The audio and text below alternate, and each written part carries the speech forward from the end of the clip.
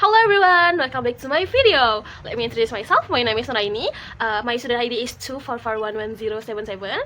I'm from 24B of management class. And then now we'll learn about munahakat.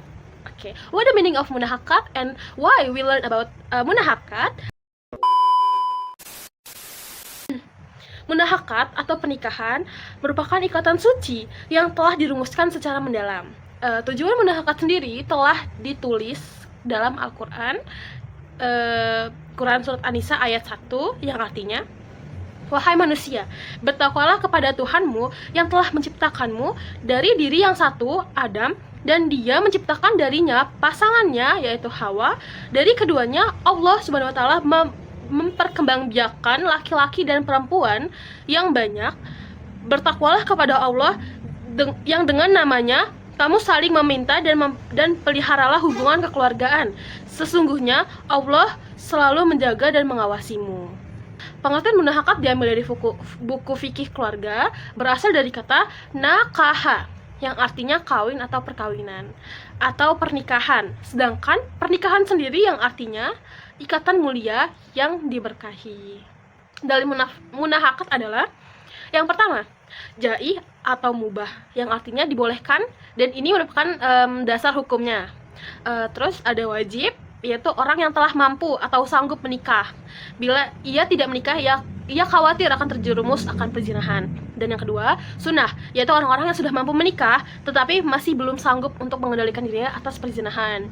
Yang ketiga, makruh, ini berlaku untuk orang-orang yang akan menikah atau melakukan pernikahan, tetapi dia belum mempunyai bekal untuk memberikan nafkah, seperti kayak belum siap secara finansial seperti itu.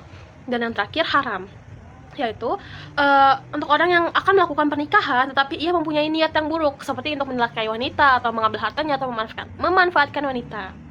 Tujuan pernikahan itu adalah, pertama, untuk memperoleh kebahagiaan dan ketenangan hidup, yaitu sakinah. Yang kedua, untuk membina rasa cinta dan kasih sayang. Ketiga, untuk memenuhi kebutuhan seksual.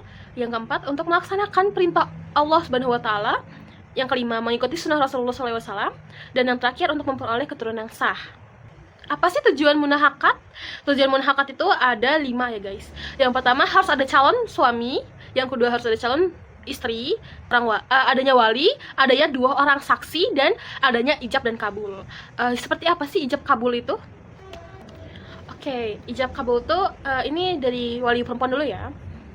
Wali perempuan berkata kepada pengantin laki-laki, aku nikahkan anakku yang bernama Fulan binti Fulan dengan saudari B dengan mas kawin seperangkat alat sholat dan emas 500 gram dibayar tunai. Itu adalah ijab. Sementara kabul adalah calon suami yang menjawab, saya terima nikah dan perjodohannya Fulan binti Fulan dengan diri saya dengan mas kawin tersebut dibayar tunai. Itu kabul. Namun jika calon pengantin wanitanya tidak meminta izin atau tidak diberikan izin oleh walinya, maka pernikahan tersebut dianggap tidak sah. Ini juga diriwayatkan dalam hadis yang artinya Rasulullah SAW bersabda, perempuan mana yang menikah tanpa seizin walinya, maka pernikahan tersebut dianggap tidak sah atau batal. Hadis riwayat 4 ahli hadis kecuali Nasai.